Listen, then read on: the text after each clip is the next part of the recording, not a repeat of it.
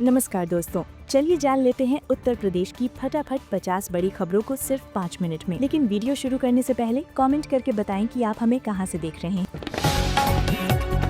UP police भर्ती पर अभ्यर्थियों की चिंता। उत्तर प्रदेश पुलिस भर्ती को लेकर आज फिर चर्चाएं तेज रहीं। उम्र सीमा में छूट की उम्मीद लगाए बैठे अभ्यर्थियों को अभी कोई ठोस राहत नहीं मिली है। कई जिलों में उम्मीदवारों ने सोशल मीडिया के जरिए अपनी बात रखी। युवाओं का कहना है कि लंबे समय से भर्ती प्रक्रिया में देरी हो रही है।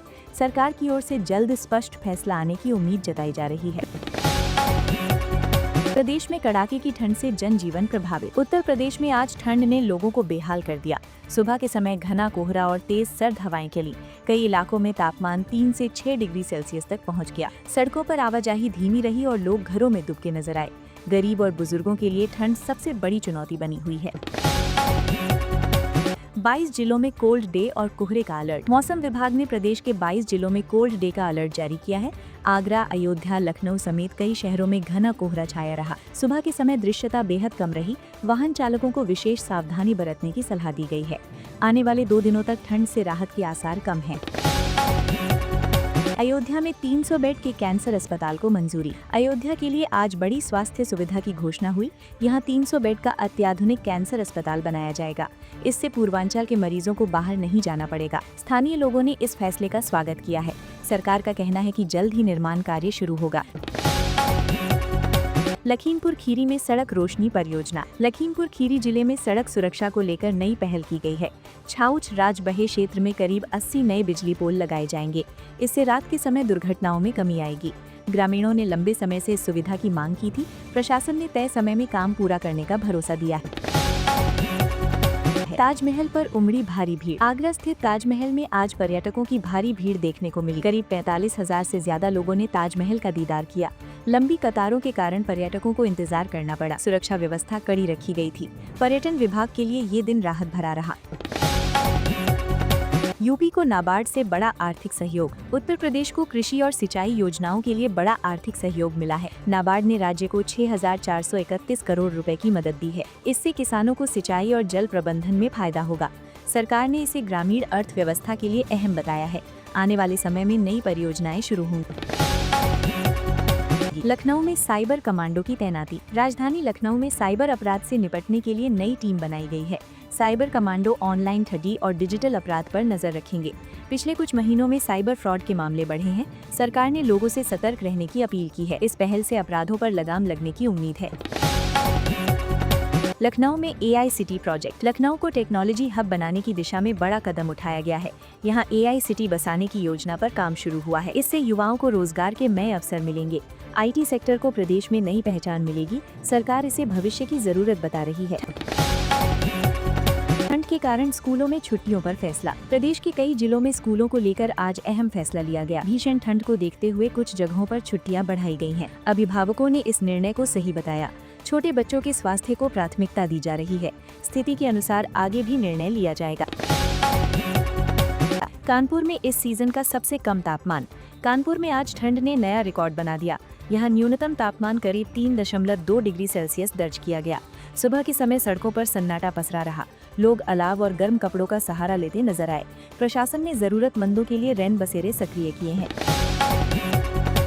ठंड को लेकर स्वास्थ्य विभाग की चेतावनी। प्रदेश के स्वास्थ्य विभाग ने ठंड को लेकर एडवाइजरी जारी की है। बुजुर्गों और छोटे बच्चों को खास सावधानी बरतने की सलाह दी गई है। डॉक्टरों ने गर्म कपड़े पहनने और ठंडी हवा से बचने को कहा है। सर्दी, खांसी और बुखार के मरीज बढ़ रहे हैं। सरकारी अस्पतालों में अतिरिक्त व्यवस्था की गई है। बहराइच में आज का अवकाश रद्द। बहराइच जिले में 5 जनवरी का घोषित अवकाश रद्द कर दिया गया। सभी सरकारी कार्यालय सामान्य रूप से खुले रहे। इस फैसले से कर्मचारियों में हल्की नाराजगी भी देखी गई। प्रशासन ने कामकाज के हित में ये निर्णय लिया। आदेश का पालन सभी विभागों में किया गया। मेरठ में कानून व्यवस्था को लेकर सख्ती। मेरठ में पुलिस प्रशासन ने सुरक्षा व्यवस्था और कड़ी कर दी है। संवेदनशील इलाकों में अतिरिक्त पुलिस बल तैनात किया गया है। रात में गश्त बढ़ा दी गई है। अपराध पर नियंत्रण के लिए लगातार चेकिंग की जा रही है। स्थानीय लोगों ने राहत की सांस ली। लखनऊ में विधानसभा सत्र के लिए तैयारी। राजधानी लखनऊ में विधानसभा सत्र को लेकर तैयारियां पूरी हो गई हैं। आज कई अहम मुद्दों पर चर्चा होने की संभावना है। सरकार और विपक्ष दोनों अपनी रणनीति में जुटे हैं। सुरक्षा के कड़े इंतजाम किए गए हैं। राजनीतिक हलचल तेज बनी हुई है। धान खरीद में रिकॉर्ड बढ़ोतरी। उत्तर प्रदेश में धान खरीद ने नया आंकड़ा पार कर लिया है। अब तक 3 लाख टन से ज्यादा धान की खरीद हो चुकी है। इससे किसानों को सीधा लाभ मिला है। सरकार का कहना है कि भुगतान समय पर किया जा रहा है। किसानों के चेहरे पर संतोष साफ दिखाई दे रहा है। वन डिस्ट्रिक्ट वन कुजीन योजना पर काम। प्रदेश सरकार अब वन डिस्ट्रिक्ट वन कुजीन योजना लाने की तैयारी में है। इससे हर जिले की पारंपरिक खाने की पहचान बनेगी। स्थानीय कारोबारियों को रोजगार मिलेगा। फूड इंडस्ट्री को नई रफ्तार मिलने की उम्मीद है। योजना को लेकर सकारात्मक प्रतिक्रिया आ रही है। कोहरे से ट्रेन और सड़क यातायात प्रभावित। घने कोहरे का असर आज यातायात पर साफ दिखा। कई ट्रेनें देरी से चलीं और कुछ मार्गों पर जाम लगा रहा। ड्राइवरों को धीमी गति से वाहन चलाने की सलाह दी गई है। हाईवे पर पुलिस की निगरानी बढ़ाई गई है। यात्रियों को परेशानी का सामना करना पड़ा।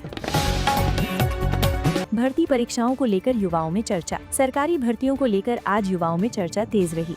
परीक्षा तिथियों और नियमों को लेकर सवाल उठे। कई अभ्यर्थी जल्द नोटिफिकेशन की मांग कर रहे हैं। सरकार ने प्रक्रिया पारदर्शी रखने का आश्वासन दिया है। युवाओं की नजर अब आधिकारिक घोषणा पर है।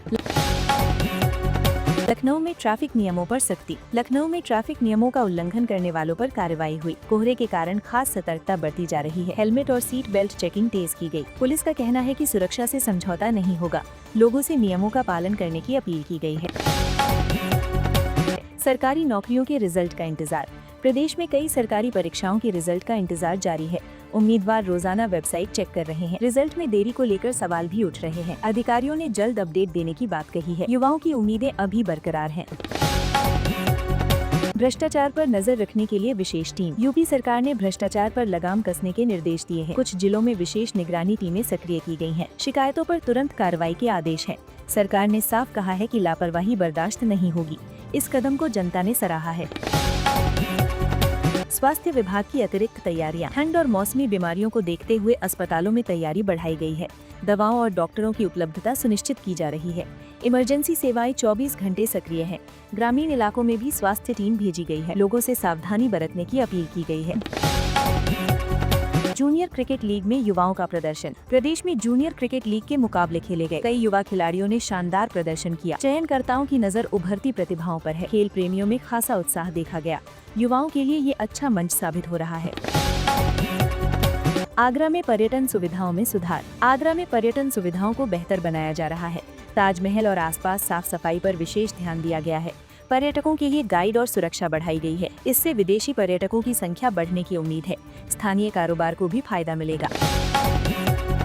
स्थानीय उत्पादों को बाजार मिल रहा है। छोटे व्यापारियों को इससे राहत मिली है। सरकार आत्मनिर्भर यूपी की दिशा में काम कर रही है। लोगों की भागीदारी भी बढ़ रही है।